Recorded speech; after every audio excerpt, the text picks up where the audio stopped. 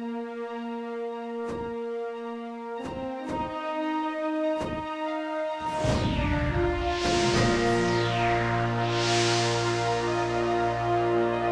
afternoon, and you're watching ASEAN Highlights.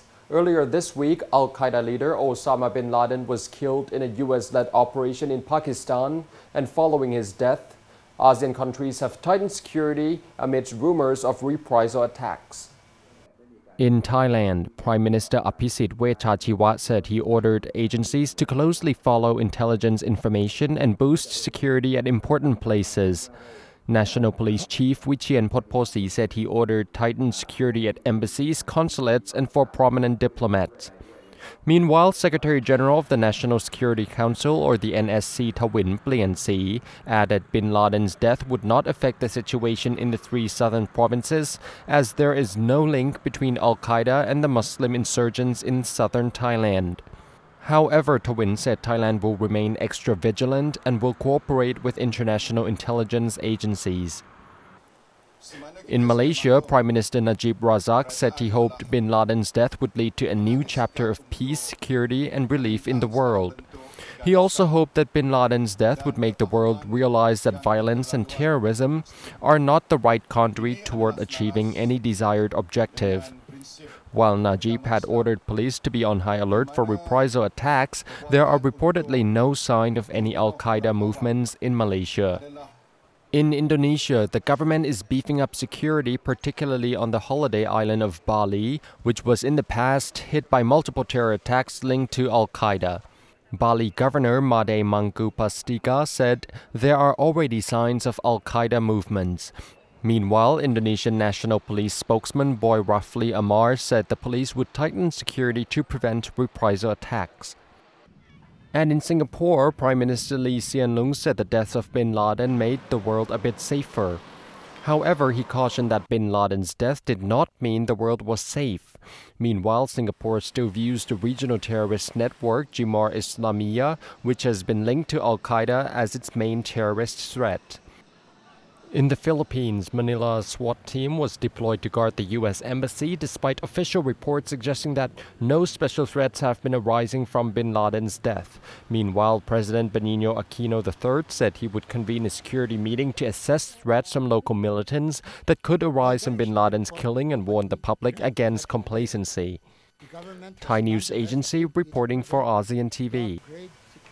In Indonesia, however, bin Laden's death upset supporters of a hardline Islamic group. In fact, they gathered in Jakarta on Wednesday evening to mourn his death, and they hailed him as a true hero and a freedom fighter for Islam.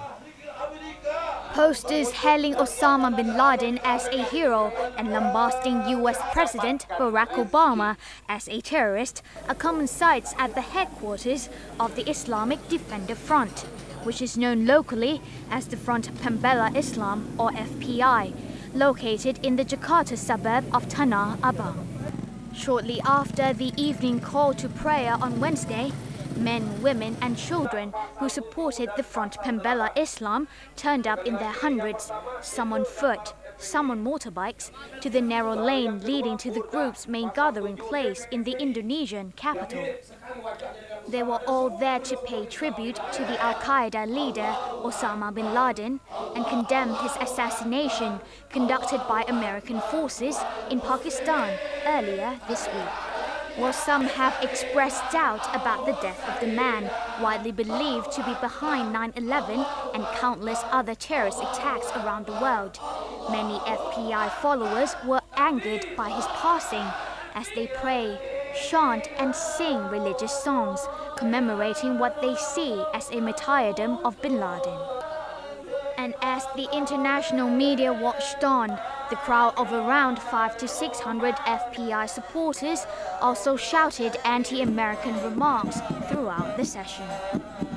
Founded in 1998, FPI is notorious for its violent methods and hardline approach in its attempts to make Indonesia an Islamic state, and is associated with mob attacks on places around the Indonesian island of Java, deemed to have threatened Islamic values.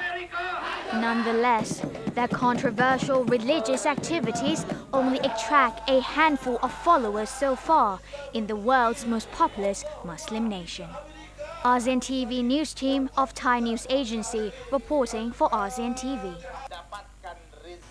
And in Lao PDR, over 3.2 eligible voters casted their ballots on April 30th to elect a new National Assembly, the country's legislative body.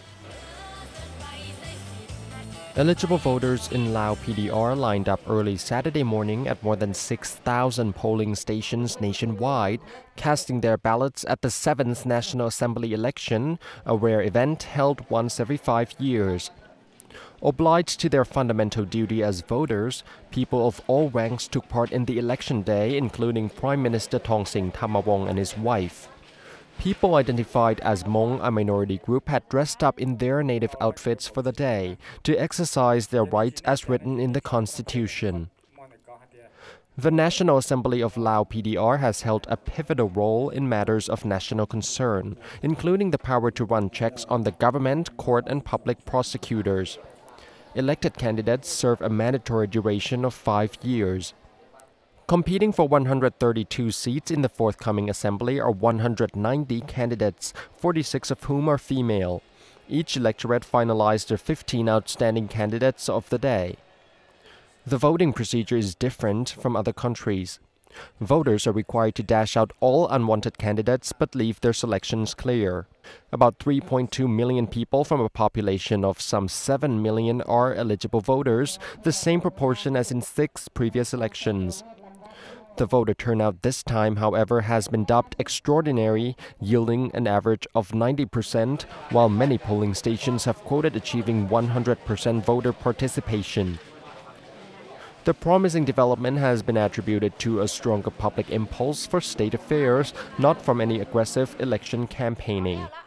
Communities would shun those who ignore the vote as a minority. Authorities have facilitated this election in almost every aspect, providing polling stations in far remote areas and even including for those bedridden at home or in hospitals.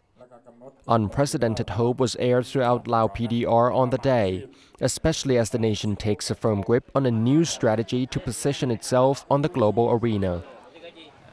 การเลือกตั้งท่านี้นะการอำนาจทั้งนี้จะหลายๆขึ้นอำนาจทั้งสภานี่นะมันจะหลายขึ้นกว่าเก่าคันฉันน้องคิดว่าในฐานะที่เฮาเป็นประชาชนผู้หนึ่งถ้าว่าได้มีส่วนร่วมเข้าในขบวนการตัวนี้มันมีความดีอกดีใจก็คาดว่าจะได้คนดีๆที่คนที่เหมาะสมนั่นแหละมาพัฒนาบ้านเมืองโดยมาปกครองบ้านเมืองล่ะ In Lao PDR, there is no opposition party to run checks on the government. So members of the National Assembly must be someone who can be trusted and can work on behalf of the people in scrutinizing the government's performance. The National Assembly election therefore gives the people the chance to choose whom they believe are capable of securing and protecting national interests. As more Lao people show a desire to get involved in the National Assembly, a growing sense of civic responsibility has been portrayed, especially as the country throws open its doors to foreign investments. Thai News Agency reporting for ASEAN TV. And over in Brunei, in an effort to strengthen preventive and control measure of non-communicable diseases, the government recently launched the Health Promotion Blueprint. The Health Promotion Blueprint 2011 to 2015 and the Health Promotion Campaign was launched in Bandar Seri Begawan by His Royal Highness Prince Haji Amutadi Billah, the Crown Prince, Senior Minister at the Prime Minister's office. Chronic diseases had been increasing in the past several years, and this has become the main health concern in Brunei Darussalam. The blueprint encompasses 4 main strategic objectives with specific actions to strengthen health in the related public policies, to establish innovative, quality and effective health promotion programs, to strengthen cooperation and partnership and develop expertise and competence in health promotion. The Health Galleria and the Healthy Lifestyle Clinic helps to channel key information in personal health care, such as food safety, nutrition, and tobacco usage control.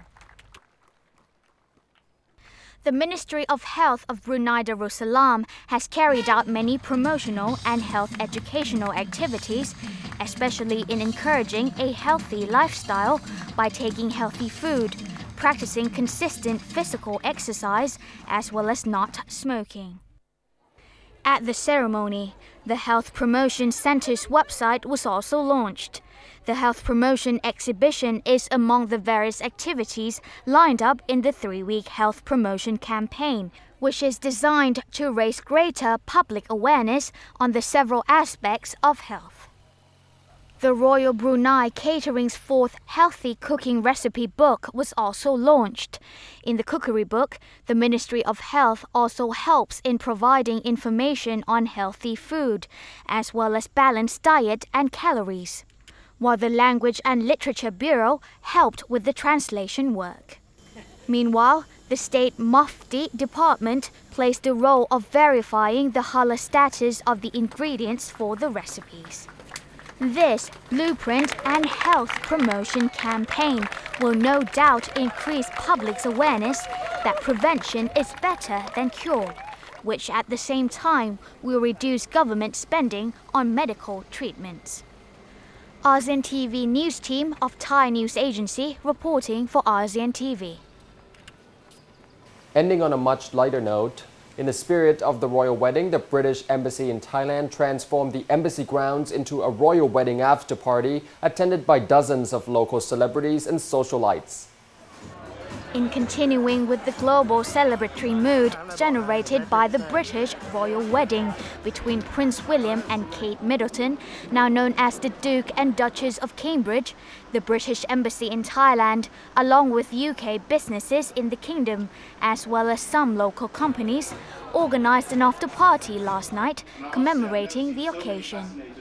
Asif Ahmed, the British ambassador to Thailand, told the Thai News Agency about how great it is that Thai people, along with other people around the world, joined in by celebrating the occasion along with the people of Great Britain. For us, it's a great delight that not only are we able to celebrate in the United Kingdom, but that so many people took such an active interest in this thing that it's actually multiplied our sense of occasion. And it's great that people in Thailand take such an active interest too. Along with the ambassador and his wife, Sobeida Ahmed, the party was joined by Bangkok societies, local celebrities, and others with affiliation to Great Britain. The celebration comprised of fashion shows displaying various British clothing brands, as well as music by Thailand's own Beatles cover band, locally known as the Betters. The royal wedding on April 29th attracted an audience of around 2 billion people worldwide.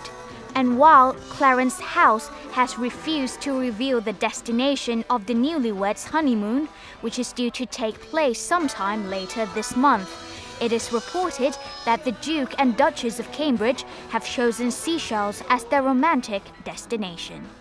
ASEAN TV News Team of Thai News Agency reporting for ASEAN TV. And with that, we conclude this week's ASEAN Highlights. Thanks for tuning in and don't forget to catch our next edition, same time next week. สวัสดีครับ